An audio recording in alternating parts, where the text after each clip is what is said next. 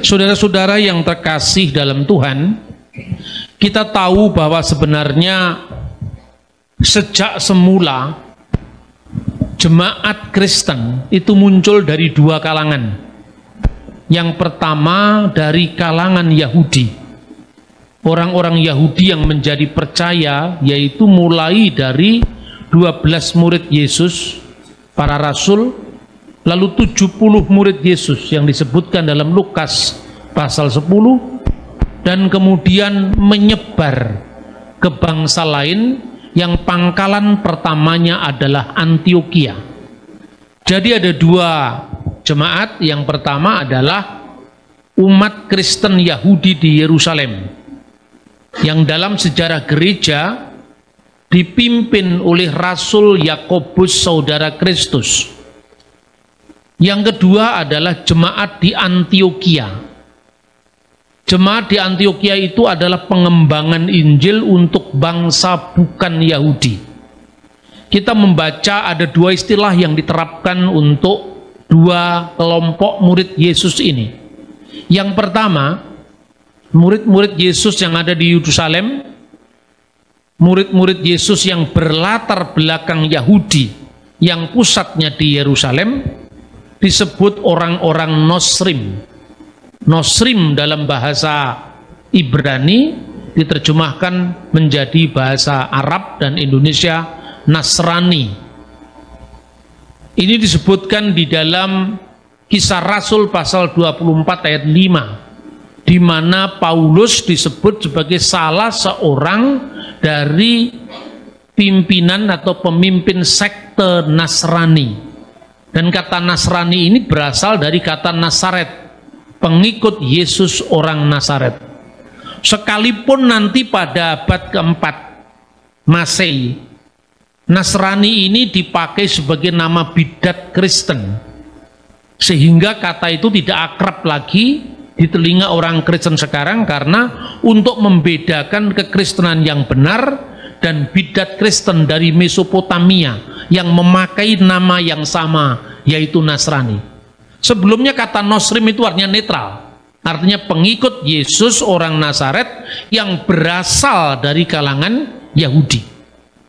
Dan yang kedua, Kisah Rasul 11 ayat 26. Di mana murid-murid Yesus yang berasal dari latar belakang bukan Yahudi itu dikenal dengan Kristianos, yang diterjemahkan dalam bahasa Inggris Christian, atau dalam bahasa Indonesia Kristen atau Kristiani.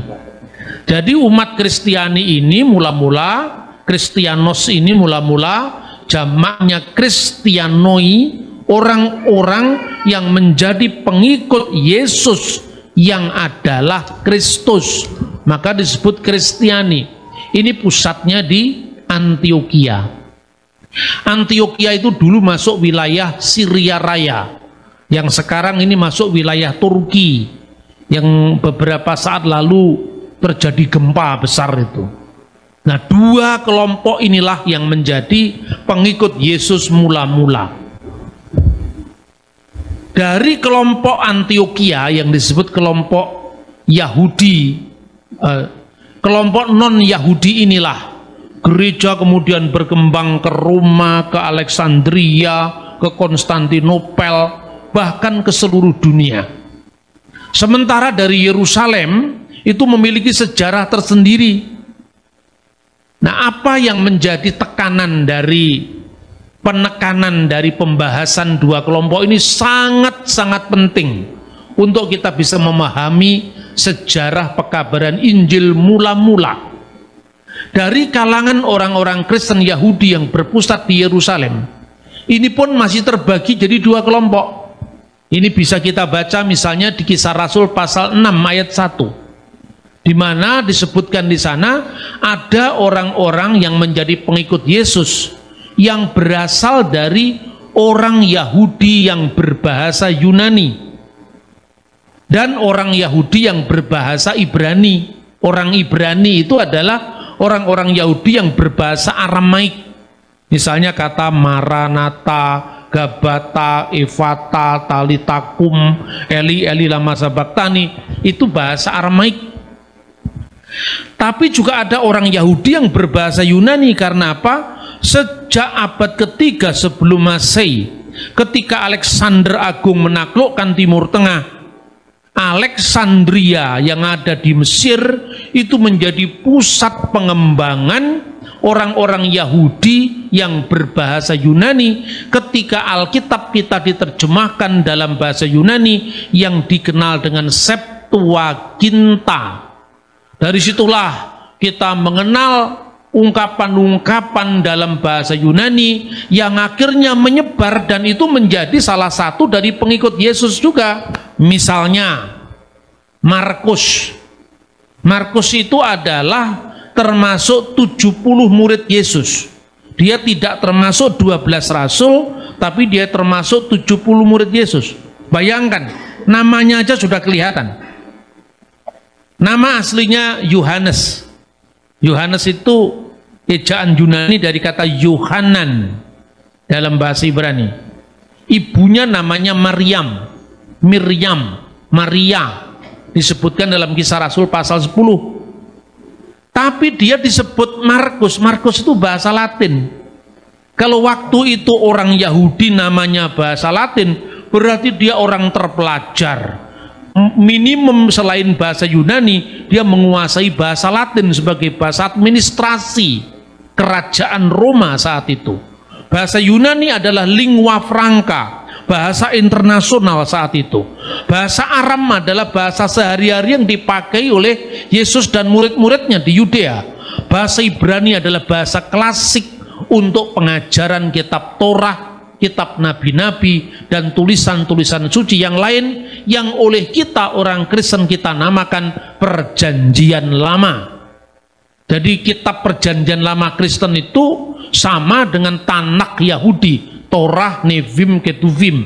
Tafsirannya beda, tapi teksnya sama. Nah, jadi saya ulangi lagi, ada murid-murid yang berasal dari kalangan Yahudi yang masih dibagi dua. Yahudi diaspora yang rata-rata berbahasa Yunani, dan Yahudi asli yang berbahasa Aram dan bahasa klasiknya Ibrani. Maka kalau kita mengatakan haleluya itu bahasa Ibrani, tapi Maranatha itu bahasa Aram. Loh, kok bisa ya iman Kristen itu mengapresiasi semua bahasa? Ya memang Tuhan Yesus telah memplanning untuk itu. Kalau Anda lihat agama-agama lain kan itu munculnya satu bahasa, satu budaya. Tapi Kristen nggak bisa diidentikan dengan budaya Ibrani, karena Ibrani hanya salah satu warisan dari kekristenan. Tapi ada Aramaik, ada Yunani. Karena apa? Bahasa internasional. Kalau pakai bahasa Ibrani, bagaimana Paulus mengabarkan Injil di Korintus? Tidak berbahasa Ibrani mereka di Roma, tidak berbahasa Ibrani mereka bahasa Yunani, bahasa Latin, bahasa administrasi. Makanya namanya Markus. Markus itu nama kaisar Roma, nama keren itu. Kalau di Jawa orang namanya Budiono itu rakyat biasa ya. Tapi kalau Kanjeng Pangeran Seno Hadinegoro itu kalau kelompok ningrat. Tapi kalau namanya Albert atau Robert itu baru nama keren, ini nama barat. Kira-kira mirip abad pertama seperti itu. Nah, saudara-saudara, karena kedua warisan ini, maka mereka memahami kehadiran Kristus dengan cara yang berbeda-beda. Ketika Paulus mengabarkan Injil dan Tuhan memberikan mujizat yang sama, tanda-tanda ajaib yang sama bagi orang Yahudi dan bagi orang bukan Yahudi. Makanya waktu pencurahan Roh Kudus pertama di Yerusalem, itu hadir orang-orang yang datang dari Roma, dari Arab, Media, Partia, Mesopotamia, Elam, itu semua adalah kelompok-kelompok bukan Yahudi. Artinya apa? Pentakosta yang dicurahkan pertama kali di Yerusalem, di ruang atas tadi, itu menunjukkan bahwa Yudaisme yang dulunya melahirkan cikal bakal iman yang namanya Kristiani, itu sekarang tidak lagi eksklusif miliknya orang Yahudi, tapi telah Tuhan bagikan kepada bangsa-bangsa lain. Dan Tuhan sudah mempersiapkan itu, makanya Injil itu muncul dari masyarakat multilingual.